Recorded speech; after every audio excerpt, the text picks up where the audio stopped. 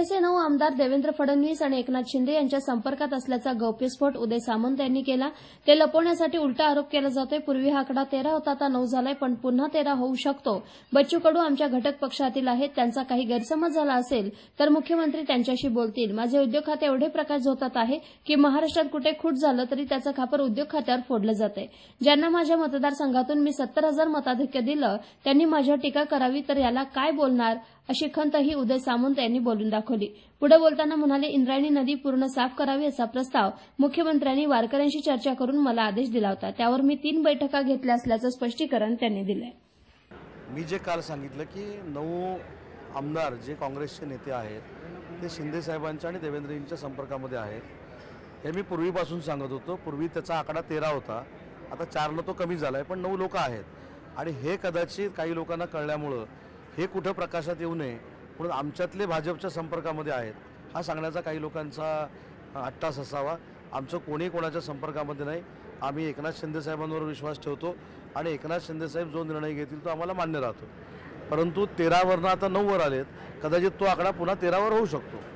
बच्चू कडूंना या ठिकाणी आजच्या सभेचं निमंत्रण नव्हतं, त्यामुळे बच्चू कडूंना आजच्या महायुतीच्या पत्रकार परिषदेचं निमंत्रण नव्हतं एका ठिकाणी येण्यासंदर्भात, तेव्हा त्यांनी नाराजी व्यक्त केलेली पाहायला मिळते बच्चू। मला माहीत नाही त्याच्याबद्दलचं काय, परंतु बच्चूभाऊ हे आमचे घटक पक्षातील आहेत, माझे देखील अतिशय जवळचे सहकारी आहेत। त्यांचा जर काही गैरसमज झाला असेल मी स्वतः दूर करेन, मुख्यमंत्री महोदय त्यांच्याशी बोलतील, परंतु बच्चूभाऊंना डावलून कुठं काही करावं असं महायुतीचं कोणाचंही म्हणणं नाही। बच्चूभाऊ आमचे अतिशय जवळचे सहकारी आहेत, त्यांना सोबत घेऊनच आम्ही पुढे जाणार आहोत। महानंदा प्रकल्प गुजरात राज्यात या ठिकाणी जातो, या अनुषंगानं महाविकास आघाडीचे प्रत्येक घटक पक्ष जे आहेत ते टीका करताना पाहायला मिळते सरकारवरती आणि उद्योग खात्यावरती, काय प्रतिक्रिया असेल? महानंदाचा आणि उद्योग खात्याचा काय संबंध? नाही सॉरी, उद्योग खात्यामुळे एकंदरीत सरकारवरती टीका करताना पाहायला मिळते। नाही, परवा ती पाणबुडी कुठेतरी काहीतरी झालं त्याच्यावरनं देखील उद्योग खात्यावर टीका झाली।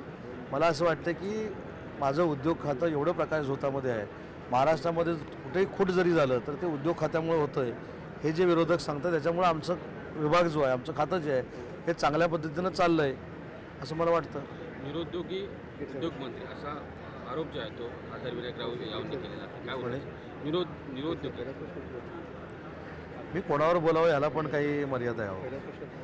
ज्यांना माझ्या मतदारसंघातनं मी 70,000चं मताधिक्य दिलं ते जर माझ्यावर टीका करत असेल त्याच्यावर काय बोलावं, सोडून द्यायचे विषय। पुण्याच्या आळंदीतून वाहणारी इंद्रायणी नदी जी आहे ती दूषित झालेली आहे।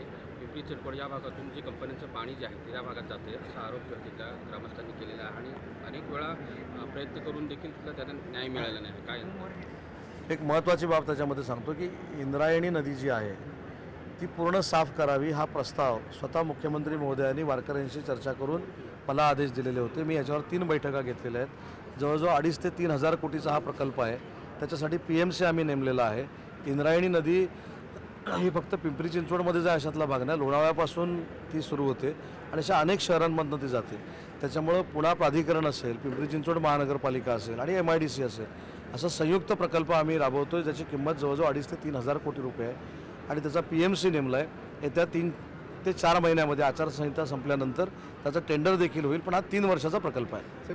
सतीश पाटील प्रश्न येतो, त्यांनी असं म्हटलं की एक पत्र दिले शिंदे गटातल्या खासदारांनी 7 खासदारांनी की त्यांनी भाजपच्या चिन्हावरती यावेळी लढवावी की तिकडे जावं म्हणून। मला असं वाटतं की जिथं निवडणूक आयोगाकडे खोट्या सह्या मारून आमच्या दिल्या जातात, बरोबर आहे की नाही, त्यांचा वाढणाय गुण काही लोकांना लागला असेल, खोट्या सह्या मारून दिला असेल।